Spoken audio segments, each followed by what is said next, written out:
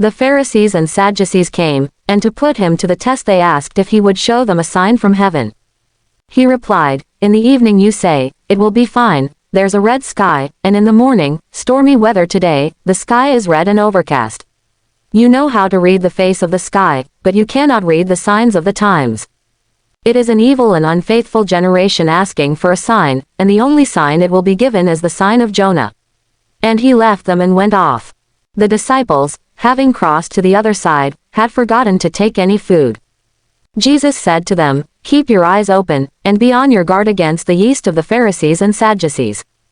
And they said among themselves, "It is because we have not brought any bread." Jesus knew it, and he said, "You have so little faith, why are you talking among yourselves about having no bread?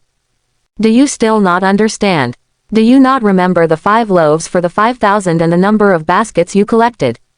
Or the 7 loaves for the 4,000 and the number of baskets you collected? How could you fail to understand that I was not talking about bread?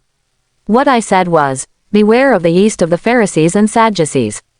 Then they understood that he was telling them to be on their guard, not against yeast for making bread, but against the teaching of the Pharisees and Sadducees.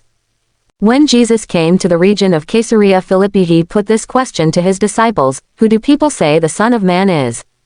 And they said, "Some say John the Baptist, some Elijah, and others Jeremiah or one of the prophets. But you," he said, "who do you say I am?" Then Simon Peter spoke up and said, "You are the Christ, the Son of the living God." Jesus replied, "Simon, son of Jonah, you are a blessed man. Because it was no human agency that revealed this to you but my Father in heaven. So I now say to you, you are Peter, and on this rock I will build my community. And the gates of the underworld can never overpower it. I will give you the keys of the kingdom of heaven. Whatever you bind on earth will be bound in heaven, whatever you loose on earth will be loosed in heaven." Then he gave the disciples strict orders not to say to anyone that he was the Christ. From then onwards Jesus began to make it clear to his disciples that he was destined to go to Jerusalem and suffer grievously at the hands of the elders and chief priests and scribes, and to be put to death and to be raised up on the 3rd day. Then, taking him aside, Peter started to rebuke him. "Heaven preserve you, Lord," he said, "this must not happen to you." But he turned and said to Peter, "Get behind me, Satan. You are an obstacle in my path, because you are thinking not as God thinks but as human beings do." Then Jesus said to his disciples, "If anyone wants to be a follower of mine, let him renounce himself and take up his cross and follow me.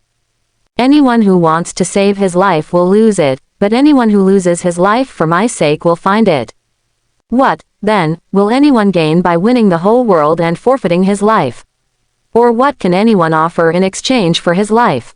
For the Son of Man is going to come in the glory of his Father with his angels, and then he will reward each one according to his behavior. In truth I tell you, there are some standing here who will not taste death before they see the Son of Man coming with his kingdom."